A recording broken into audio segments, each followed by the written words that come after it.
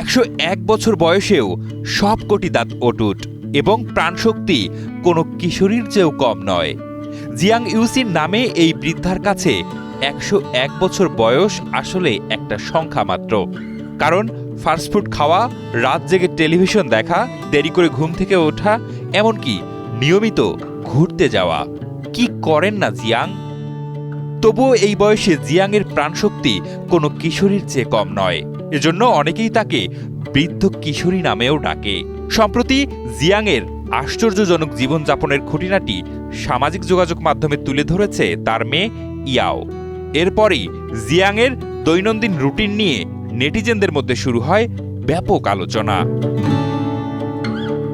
7 সন্তানের জননী জিয়াং ইউয়েচিন আধুনিক স্বাস্থ্যবিধির প্রচলিত নিয়মগুলোকে বুড়ো আঙ্গুল দেখিয়েও সুস্থ জীবনযাপন করছে।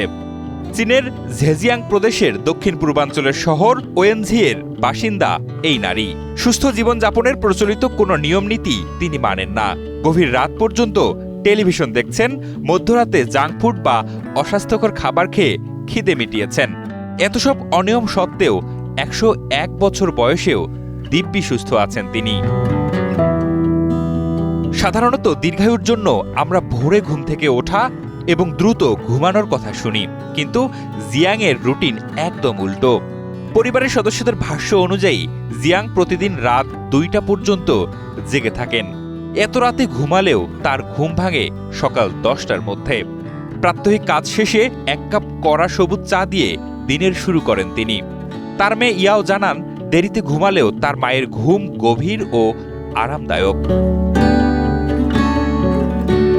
বর্তমানে জিয়াং সকালের নাস্তার বদলে ব্রাঞ্চ অর্থাৎ সকালের নাস্তা এবং দুপুরের খাবার একসঙ্গে খান।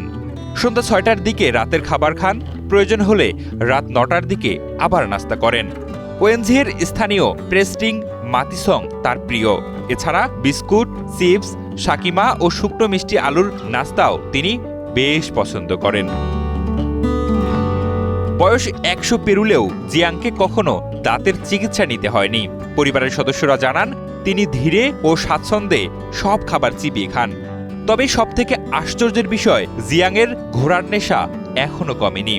গত 2 বছরে তিনি তার সন্তান ও নাতি নাতনিদের সঙ্গে চীনের দংতই, ইয়াংজিয়া, জিনহুয়া, সৌজৌ সহ প্রায় 20টির বেশি শহর ভ্রমণ করেছেন। পাহাড়ের সৌন্দর্য আজও তাকে মুগ্ধ করে।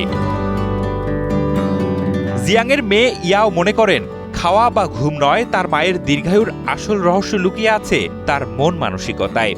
তিনি বলেন, মা সারা জীবন অন্যের যত্ন নিয়েছেন, নিজের কথা ভাবেননি।